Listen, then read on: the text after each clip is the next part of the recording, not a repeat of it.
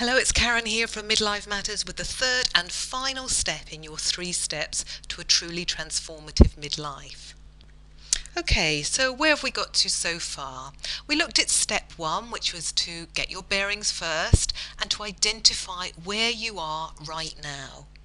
And then last time we looked at step 2, which was to actively engage with the process. And that's all about using this time as your personal cocoon of change. And I hope that the coaching exercise last time helped you start to see how to engage with the process by looking within for answers and by moving away from the problem towards the solution. And as you transition through this process, gradually you'll start to get a clear view of what changes are right for you and will make you happy.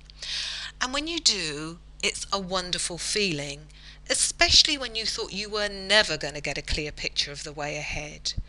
But just getting a clear view is not what you're looking for, is it?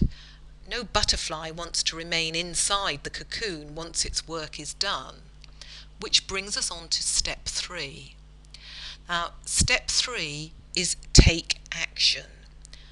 At some point you need to stop thinking and start doing. Start creating the changes that will have this positive effect on the next phase of your life. Positive intentions alone are not enough. They simply keep us stuck on the threshold of change, looking at the compelling vision we created for ourselves instead of actually living it. But unfortunately, this is the part at which many of us stall because as much as we may wish to make a new beginning in our life, some part of us will resist doing so as if we are walking into the gates of hell rather than the future of our dreams. It's human nature to resist change, so we need to find ways to overcome this resistance. So let's have a look at the how. Firstly, by planning the change. Now, I'm not talking about the type of planning which can sometimes feel like an endless to-do list, because that just turns into another excuse for giving ourselves a hard time.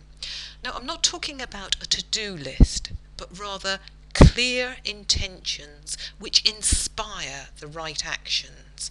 A plan which you created from the heart. And secondly, take it step by step. Small intentional steps will move you consistently closer and closer towards the changes you wish to make. It will require that you move out of the safety of your comfort zone, but not in a terrifying do or die leap, but gradually, purposefully, one step at a time. You won't suddenly become the new person living the new life at the flick of a switch, but gradually you'll become that person and gradually move into that new way of living. It's these small incremental steps that result in something of major personal significance. Yes, it will mean doing something different.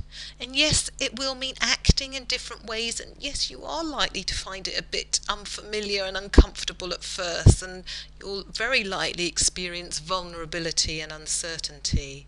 But this is also where you'll find challenge, excitement, learning, growth, and most importantly, change and transformation.